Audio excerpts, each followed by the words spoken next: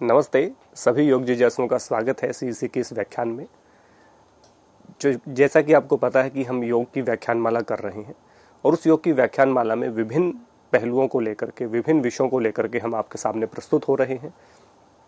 उसी कड़ी में आज का जो हमारा विषय है वो है सामाजिक समरसता में योग का योगदान क्या है।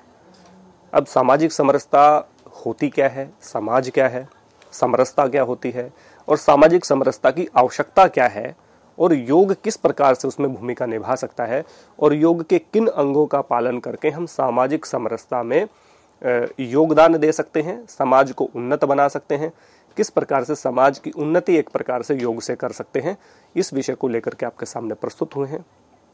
इसमें हम जानने का प्रयास करेंगे समाज, योग, समरसता और किन किन अंगों के द्वारा इसमें हम समरसता को बढ़ा सकते हैं। तो चलिए शुरू करते हैं। सबसे पहले हम समाज, समरसता व योग के परिचय को जानने का प्रयास करेंगे। समाज की परिभाषा, समरसता का अर्थ, योग का अर्थ एवं परिभाषा ये क्या है। तो समाज को सबसे पहले जानते हैं क्योंकि मनुष्य को एक सामाजिक प्राणी कहा है कि मनुष्य एक सामाजिक प्राणी है और समाज में जितने भी क्रियाकलाप हो रहे हैं उसमें उसका प्रमुख योगदान है। समाज प्रमुख रूप से व्यक्ति से मिलकर के बना है। एक से अधिक व्यक्तियों का समूह, समुदाय, दल, इस प्रकार की जितनी भी चीजें होती हैं वो समाज कहलाती हैं। एक व्यक्ति से ज्यादा व्यक्तियों का समूह या दल या एक ग्रुप कहें या एक संगठन कहें, उसको मिलकर के एक समाज का निर्माण होता है और समाज का निर्माण ही आगे बढ़ करके एक व्यक्ति का निर्माण करता है। इसलिए समाज और व्यक्ति के निर्माण में किस प्रकार से सामंजस्य है और समाज के निर्माण के लिए व्यक्ति के निर्माण में क्या भेद है, या समाज का निर्माण पहले होना चाहिए या व्यक्तिगत निर्माण की हमने बात करनी चाहिए। तो जब हम देखते हैं कि हम व्यक्तिगत विकास की बात करें या व्यक्तिगत उन्नति की बात करें, व्यक्तिगत तरक्की की बात करें, व्यक्तिगत उत्कर्ष की बात यदि हम करते हैं तो एक व्यक्ति का विकास होता है, जबकि समाज में हम सब लोगों को लेकर के चलते हैं। तो समाज की परिभाषा जैसे बताई कि हमें एक से अधिक लोगों का समूह, समुदाय, दल या संगठन जो होता है वो समाज होता है। अब समाज की उन्नति की आवश्यकता क्यों है और समाज की उन्नति यदि होगी तो व्यक्तिगत उन्नति पे क्या असर पड़ेगा। देखिए, समाज उन्नत होगा यदि हम सब संगठित होंगे, सब एक दूसरे की भले की सोचेंगे, एक दूसरे का विकास की बात करेंगे तो हम सबका विकास होगा। व्यक्तिगत उन्नति क्या है कि संकीर्ण मानसिकता पैदा करती है। इसका अर्थ ये बिल्कुल नहीं है कि हमें व्यक्तिगत उन्नति पे ध्यान नहीं देना चाहिए। व्यक्तिगत उन्नति भी प्रायोरिटी पे रहे, लेकिन समाज की उन्नति उससे भी प्रायोरिटी पे रहे। सबसे फर्स्ट जो प्रायोरिटी है वो समाज के ऊपर होनी चाहिए। इसलिए समाज को हमने जाना। अब जानते हैं समरसता का अर्थ क्या है। समरसता का अर्थ है एक समान होना, एक भाव के साथ होना। अब एक समान और एक भाव के साथ और एक समता होना, बराबरी होना या इक्वलिटी होना, उसको हम समरसता कहते हैं। अब समरसता में इक्वलिटी कहें या हम कहें कि एक प्रकार का सबका एक भाव हो, इसके विषय में योग दिवस जो हमारा मनाया जाता है उस पर बहुत अच्छी प्रेर उस पर बोली जाती है। संगच्छध्वम संवदध्वम संवो मनानसी जानता देवा भागम यथा पूर्वे संजानाना उपासते। हम सब मिलकर के साथ चले, हम एक दूसरे के साथ मिलकर के बात करें, संवाद करें और हम सबके मन एक हों। और जिस प्रकार हमारे पूर्वजों ने इस समाज की उन्नति के लिए काम किया, सबकी उन्नति के लिए मिलकर के काम किए, समाज के सर्वोपरि हित के लिए जो काम किए, वैसे ही हम भी अपने काम करते रहें। अब इसमें सबसे पहला जो वर्ड था वो था संगच्छध्वम। हम सब साथ मिलकर के चले। अब सब साथ मिलकर के चलने की बात है। किसी एक व्यक्ति ने समाज में उन्नति प्राप्त कर ली, तरक्की प्राप्त कर ली, एक व्यक्ति के पास शिक्षा हो गई, एक व्यक्ति के पास रोजगार हो गया, एक व्यक्ति के पास काम हो गया, एक व्यक्ति ने अपनी प्रतिष्ठा बना ली, उसका क्या दायित्व है। समाज में और लोगों को, जिनको शिक्षा का अधिकार नहीं मिला, जिनको समरसता का अधिकार नहीं मिला, जिनको जॉब नहीं मिली, जिनको के पास काम नहीं है, उन सबको अपने साथ लेकर के चलना। तो कहा हाथ पकड़कर जब हम चलते हैं किसी का तो उसको संगच्छध्वम कहते हैं। फिर कहा संवदध्वम, हम सबको एक दूसरे के साथ संवाद स्थापित करना चाहिए। आज सबसे बड़ा जो बिखराव है, जो परिवारों के टूटने की वजह है, दोस्ती के टूटने की वजह है, रिश्तों में जो दरार आ रही है, वो संवदध्वम के अभाव में आ रही है। संवदतुम का अर्थ है एक दूसरे से संवाद स्थापित करें।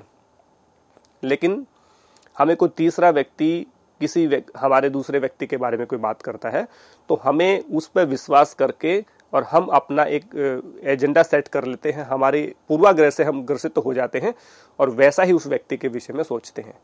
उस विषय के बारे में उस व्यक्ति से हम किसी प्रकार की चर्चा नहीं करते, किसी प्रकार का संवाद नहीं करते। जो संवादहीनता है, संवाद का जो अभाव है, वो हमारे मनों में भेद उत्पन्न करता है। आगे कहा समवो मनानसी जानता। यदि साथ लेकर के चलोगे, एक दूसरे से संवाद स्थापित करोगे तो सबके मन एक होंगे। यदि सबको साथ लेकर के नहीं चलेंगे तो हम एक दूसरे से संवाद स्थापित नहीं कर पाएंगे, और संवाद स्थापित नहीं हुआ तो मन में भेद उत्पन्न हो जाएंगे, मन अलग अलग हो जाएंगे। तो मनों को अलग नहीं करना है।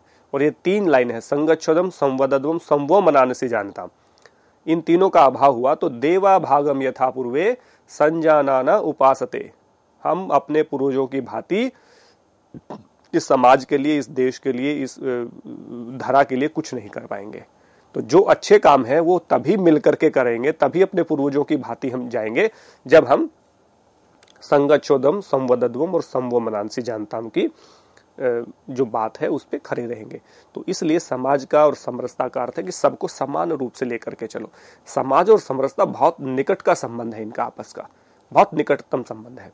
इसलिए समरसता समाज में होनी चाहिए, और उस समरसता के लिए योग किस प्रकार से हेल्प करता है ये हमें देखना है। उससे पहले हम जाने कि हमारी जो आइडियोलॉजी है, भारतीय संस्कृति जो है, भारत का जो एक विजन है वो क्या है। अयम निज है प्रोवेति गणना लघुचेत साम उदार चरिता नाम तू वसुधैव कुटुंबकम। ये मेरा है, ये तेरा है, इस तरह की जो बातें करते हैं, मेरा तेरी की जो बातें करते हैं, वो व्यक्ति कौन है? वो संकीर्ण मानसिकता के हैं, वो नैरो माइंडेड है। जो ब्रॉड माइंडेड होता है वो पूरे विश्व को अपना परिवार समझता है। जो उदार हृदय वाले होते हैं, जिनका हृदय उदार होता है, वो सारे विश्व को अपना परिवार समझते हैं। अब मैंने कहा कि समाज क्या है? एक व्यक्ति से अधिक व्यक्तियों का जो समूह है, दल है, संगठन है, उसको हम समाज कहते हैं। और समाज में केवल एक देश तक सीमित नहीं है, एक क्षेत्र तक सीमित नहीं है, एक भाषा, एक पंथ, एक मजहब तक सीमित नहीं है। समाज का अर्थ है समाज में रहने वाले सभी व्यक्ति। तो इसीलिए मनुष्य ही इन सब के लिए काम कर सकता है। पशु सबके लिए काम नहीं कर सकता, पशु पक्षी सबके लिए काम नहीं कर सकते। समाज का जो अहम हिस्सा है, अहम जो अंग है, वो है मनुष्य, और मनुष्य ही सबकी समरसता के लिए काम कर सकता है। पशु सबकी समरसता के लिए काम नहीं कर सकते। इसलिए कहा हमारा जो वसुधैव कुटुंबकम की जो बात है वो पूरे विश्व को अपना एक समाज, एक परिवार मानने की बात है। तो जब हम पूरे अपने परिवार के लिए हम करते हैं, अपने परिवार के लिए हम सब अपना योगदान देते हैं, अपने परिवार की उन्नति के लिए, तरक्की के लिए काम करते हैं, तो उस उन्नति तरक्की के लिए काम करते हैं तो हमें एक निश्चित रूप से ये इंश्योर करना चाहिए कि पूरा समाज ही, पूरा विश्व ही हमारा परिवार है। जब हम इस आइडियोलॉजी को लेकर के आगे बढ़ते हैं तो हम किसी प्रकार के मन भेद की, मन मुटाव की, किसी संवादहीनता की या किसी को साथ न लेकर चलने की जो बात है वो उसका सवाल ही पैदा नहीं होता है। इसलिए हमारी जो इंडियन फिलॉसफी है वो सबसे महान है, सबसे रिच है। तो इस कल्चर को हमें आगे प्रमोट करना है। तो समरसता का अर्थ हो गया, समाज की परिभाषा हो गई, और समाज की परिभाषा के साथ साथ यदि हम कहें कि कोई जाति अलग है, कोई पंथ अलग है, कोई भाषा अलग है, कोई रीति रिवाज अलग है, किसी का संस्कृति अलग है, तो क्या करें? तो इसके विषय में भी बहुत अच्छी बात कही, एकम सद विप्रा बहुधा वदन्ति। सत्य तो एक ही है, लेकिन उसको बताने के माध्यम अलग अलग हो सकते हैं। कोई, जैसे हम ईश्वर की बात करें तो हिंदू समाज में ईश्वर कहा है, मुस्लिम समाज में उसको अल्लाह कहा है, उसमें हम जाएंगे ईसाईयत में तो उसमें उसको गॉड कहा है। तो नाम एक ही है, परिभाषा अलग अलग है, चीज एक ही है। तो इसलिए कहा एकम सद्विप्रा बहुधा वदन्ति। सत्य एक ही होता है, उसको बताने के तरीके अलग अलग हो सकते हैं। तो सत्य एक है और उसके बताने के तरीके अलग अलग हैं। इसलिए समाज के सब व्यक्ति एक हैं, हमारी ऐसी मान्यता है। अब योग का अर्थ और परिभाषा। योग का अर्थ है योग 3 प्रकार से बना है, युज समाधो, युजिर योगे और युज संयमने। ये व्याकरण की 3 धातुएं हैं। युज समाधो का अर्थ है समाधि, जो योग दर्शन की जहां से मानी जाती है, योग दर्शन इसके ऊपर ही बना है, यानी कि समाधि की प्राप्ति करना ही योग है। युज संयमने, संयम करना है, नियमन करना ही योग है। और युजिर योगे, जोड़, योग फल, एक दूसरे का मिलाप, ये योग है। तो यहाँ पे समाज में एक दूसरे व्यक्ति के साथ, एक दूसरे के साथ जो सामंजस्य स्थापित करने की बात है, वो युजिर योगे जो धातु है वो यहाँ पे सही बैठती है। तो समाज को एक सूत्र में पिरोना, समाज के लिए, उन्नति के लिए, तरक्की के लिए काम करना, सभी लोगों के लिए काम करना, ये हमारा क्या है, युजिर योगे धातु का अर्थ है। तो योग का अर्थ है एक दूसरे के साथ जुड़ाव बनाना, एक दूसरे के साथ मिलाप होना, एक दूसरे की उन्नति और तरक्की में योगदान देना। और परिभाषाएं तो बहुत हैं। समत्वम योग उच्यते, समता का भाव पैदा करना ही योग है। आपका योग है कर्मशु कौशलम, कार्यों में कुशलता ही योग है। या कहें योग चित्त वृत्ति निरोध है, योग चित्त की वृत्तियों का निरोध करना ही योग है। ये अनेक परिभाषाएं हैं। तो और हाथियों के अनुसार हम करें तो है और ठ, यानी कि हकार और ठकार का आपस में मिलन जो है वो योग है। यानी कि ईड़ा और पिंगला जो नाड़ी हैं, सूर्य और चंद्रमा है, उनका आपस में मिलन हो जाना, उनका संयोग हो जाना, वो एक दूसरे के साथ अटैच हो जाए, वो बैलेंस हो जाए, वही योग है। इसके बाद हम जानते हैं योग यमों के पालन से सामाजिक समरसता किस प्रकार प्राप्त हो सकती है। अब यम क्या है, सबसे पहले ये समझ लेते हैं। अष्टांग योग है, महर्षि पतंजलि द्वारा बताया गया कि जो सामान्य व्यक्ति हैं, जो साधारण व्यक्ति हैं, जो बिगनर हैं, वो अष्टांग योग के पालन से समाधि की प्राप्ति कर सकते हैं, माने मुक्ति प्राप्त कर सकते हैं, मोक्ष प्राप्त कर सकते हैं। और उसके लिए 8 अंगों के पालन की बात कही।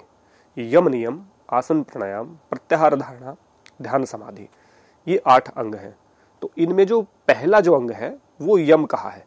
यम का अर्थ है 5 प्रकार की चीजों से मिलकर के यम बना है।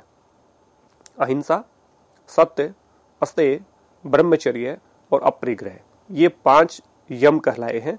इसी प्रकार 5 नियम है, शौच, संतोष, तप, स्वाध्याय और ईश्वर प्रणिधान। फिर आसन आता है, फिर प्राणायाम की बारी आती है, फिर प्रत्याहार, फिर धारणा, ध्यान, समाधि। इस प्रकार से 8 अंगों का निर्माण हुआ। तो पहला जो अंग है वो यम कहा, जिसके 5 अंग होते हैं। अब यम को सामान्यतः महर्षि पतंजलि जी ने समाज की उन्नति के लिए, समाज की तरक्की के लिए, समाज के उन्नति के लिए, समाज के विकास के लिए मुख्य रूप से कहा। अब देखिए, समाधि प्राप्त करनी है एक व्यक्ति को, लेकिन उस समाधि प्राप्त करने से पहले कहा महर्षि पतंजलि ने कि जब तक समाज उन्नत नहीं होगा, व्यक्तिगत उन्नति नहीं प्राप्त कर सकते। और समाज उन्नत नहीं है और व्यक्तिगत उन्नति नहीं है, आसन में सिद्धि नहीं प्राप्त कर सकते। आसन सिद्ध नहीं है तो प्राणायाम में सिद्धि प्राप्त नहीं कर सकते। प्राणायाम सिद्ध नहीं है तो प्रत्याहार में सिद्धि नहीं प्राप्त कर सकते। प्रत्याहार सिद्ध नहीं है तो धारणा में सिद्धि प्राप्त नहीं कर सकते। धारणा सिद्ध नहीं है तो ध्यान सिद्ध नहीं हो सकता, और ध्यान सिद्ध नहीं है तो समाधि सिद्ध नहीं हो सकती, और समाधि सिद्ध नहीं होगी तो निश्चित रूप से आप कभी भी मुक्त नहीं हो सकते, मुक्ति नहीं हो सकता, मोक्ष आपको प्राप्त नहीं हो सकता। इसलिए इतने साइंटिफिक 5000 साल पहले लिखे योग दर्शन में कहा कि पहले समाज की उन्नति करनी है। इसलिए योग व्यक्तिगत उन्नति को दूसरे नंबर पे रखता है और समाज की उन्नति को पहले नंबर पे रखता है।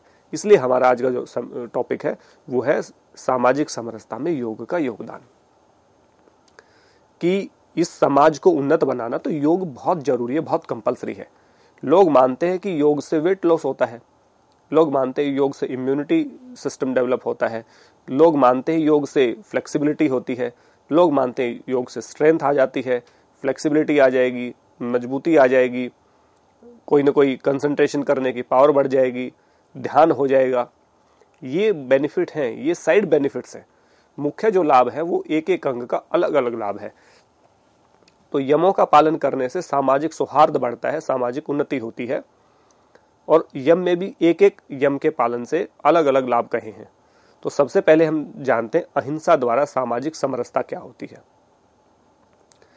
सूत्र यहां पे मैंने लिखा है, अहिंसा प्रतिष्ठायाम तत्सन्निधो वैर त्याग है।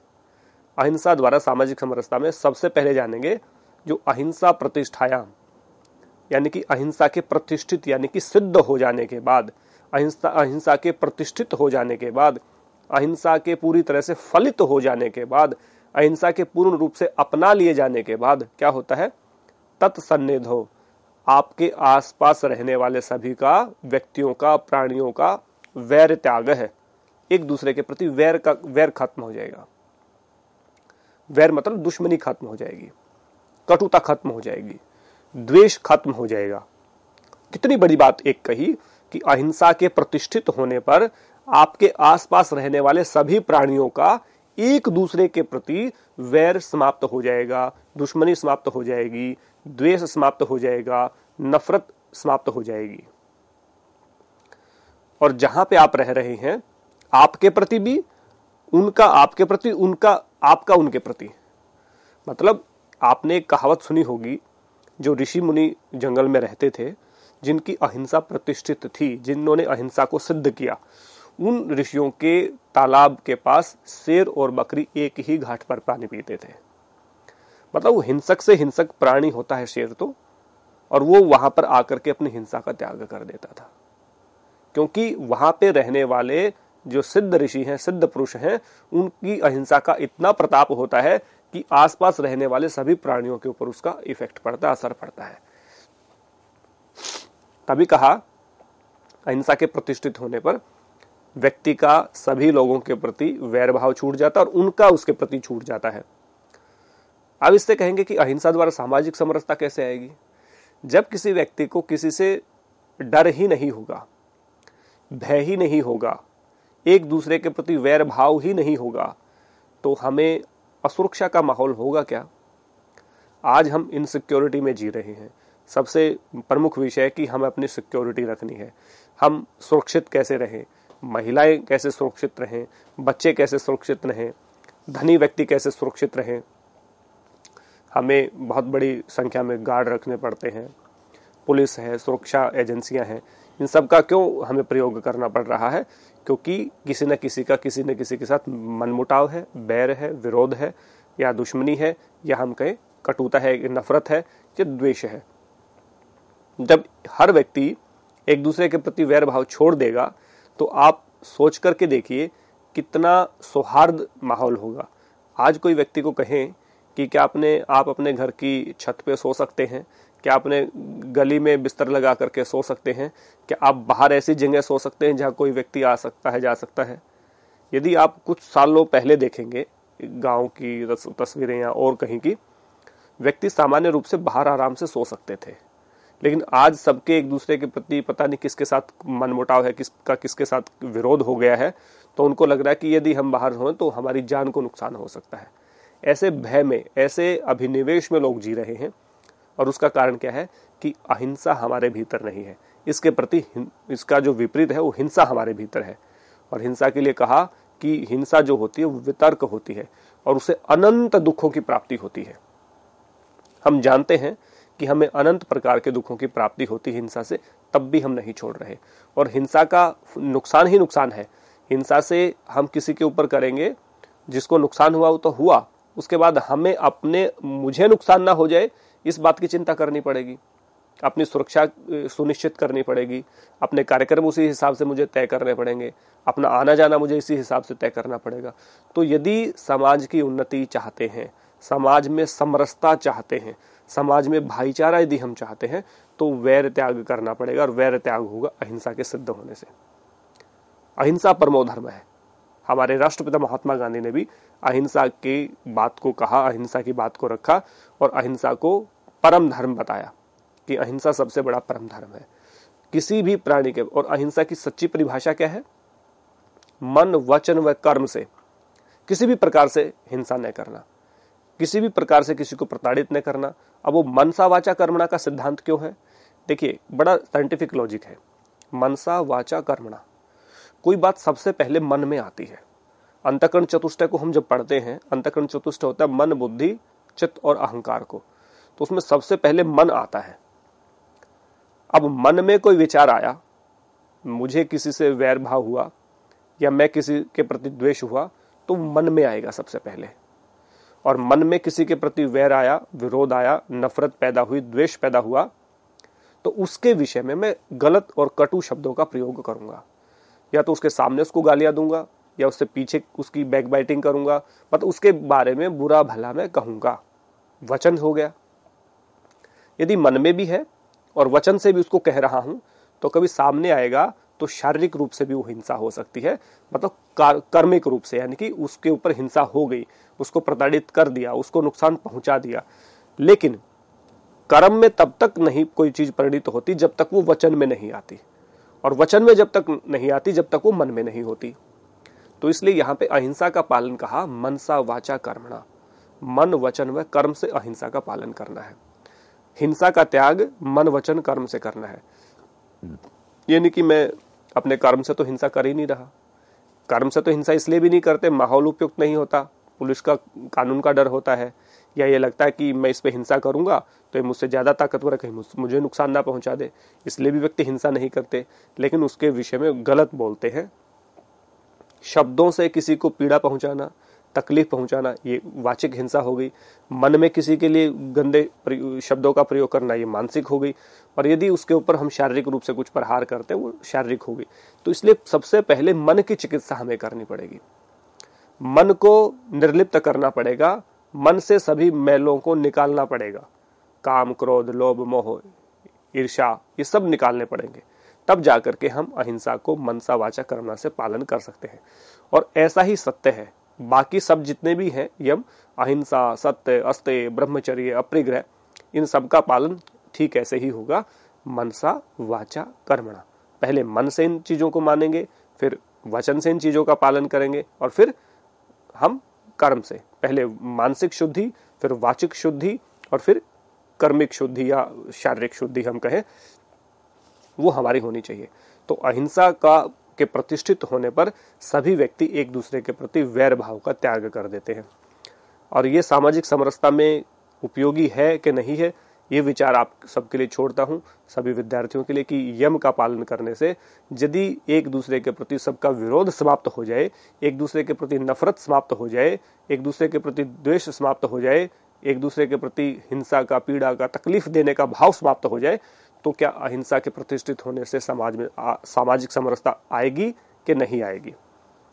दूसरा है सत्य द्वारा सामाजिक समरसता।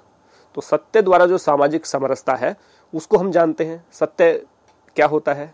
सत्य होता है जो जैसा देखा, जैसा सुना, जैसा महसूस किया, वैसा ही उसको डिलीवर कर देना, अपनी तरफ से कोई भी किंतु परंतु लेकिन उसमें ऐड ना करना सत्य कहलाता है। तो सत्य का अर्थ हुआ कि जो देखा, जैसा सुना, जैसा महसूस किया, उसको एज इट इज डिलीवर कर दो, ये हो सत्य। यदि समाज में सत्य का प्रचलन चल जाए, आज झूठ का प्रचलन है, और झूठ के बदले यदि सत्य का प्रचलन हो जाए तो क्या होगा? सत्य प्रतिष्ठायाम क्रियाफल आश्रितत्वम। यदि सत्य प्रतिष्ठित हो जाती है, सत्य सिद्ध हो जाती है, सत्य का पालन करना शुरू कर देते हैं और वो सत्य सिद्ध हो जाए, उसके बाद क्रियाफल आश्रित्व, व्यक्ति की वाणी का प्रभाव होना शुरू होता है, और वो व्यक्ति जो भी कहता है वो फलीभूत हो जाता है। कहते हैं ना, बहुत सारे लोगों को आपने देखा होगा कि कोई व्यक्ति सत्य बोलता है तो उसका समाज में बड़ा प्रभाव होता है। किसी बात को डिस्प्यूट हो गया, दो लोग तीसरे व्यक्ति के पास जाएंगे कि वो व्यक्ति, फला व्यक्ति सत्य बोलता है, वो जो कह देगा हम मान लेंगे, तो उसकी वाणी का प्रभाव बहुत होता है। तो सत्य बोलने वाला व्यक्ति कोई भविष्यवाणी भी करता है तो ऐसी वैसी भविष्यवाणी नहीं करता, वो व्यक्ति को देखता है, जांचता है, परखता है, उसके बाद वो कहता है उसके क्रियाकलापों को देख के कि ये व्यक्ति इतना आगे जाएगा, यही करेगा, ये करेगा, या प्रसिद्धि को प्राप्त करेगा, धन को प्राप्त करेगा, ऐश्वर्य को प्राप्त करेगा, ये सारी बातें वो करता है। तो वो सत्य के प्रतिष्ठित होने पर आपकी जो वाणी है, आपके जो शब्द हैं, उनका प्रभाव जनता पे पड़ता है, सब लोगों पे पड़ता है, और आपको एक प्रतिष्ठा प्राप्त होती है। तो समाज में जो प्रतिष्ठित लोग होते हैं वो सत्य का आचरण करते वही प्रतिष्ठित होते हैं। और सब व्यक्ति चाहते हैं कि मुझे लोग सत्य बोलने वाले के नाम से जाने, मेरी बातों का प्रभाव लोगों पे पड़े, मेरी कही गई बातें सिद्ध हों। सब यही तो चाहते हैं। सब चाहते हैं कि मैं भविष्यवक्ता बन जाऊं, सब चाहते हैं कि मेरी बातों का असर हो और मेरी बातों को सब एक प्रकार से माने, उसको मेरी बात का को तवज्जो मिले। तो ये सारी बातें क्यों होती हैं? क्योंकि उस व्यक्ति ने अपनी सत्य को सिद्ध किया है। मन में भी सत्य है, वचन में भी सत्य है और क्रियात्मक रूप से भी सत्य का ही पालन कर रहा है। तो ऐसा व्यक्ति जो मनसा वाचा कर्मणा के सिद्धांत को फॉलो कर रहा है, उसकी वाणी का प्रभाव, उसके कहे का प्रभाव, उसके कथन का प्रभाव पूरे समाज में फैलता है। और समाज में उसके कथन का प्रभाव फैलेगा और सत्य बोलने वाले व्यक्ति का प्रभाव बढ़ेगा, तो समाज में समरसता आएगी ही आएगी, समाज में एक रूपता आएगी ही आएगी, समाज में बैलेंस आएगा ही आएगा और एक नूतन समाज का निर्माण हम कर सकते हैं। तो इसलिए सत्य के प्रतिष्ठित होने से भी क्रियाफल आश्रित, तो उनकी बात कही महर्षि पतंजलि ने। तो अभी इतना ही। आप सबका बहुत बहुत धन्यवाद।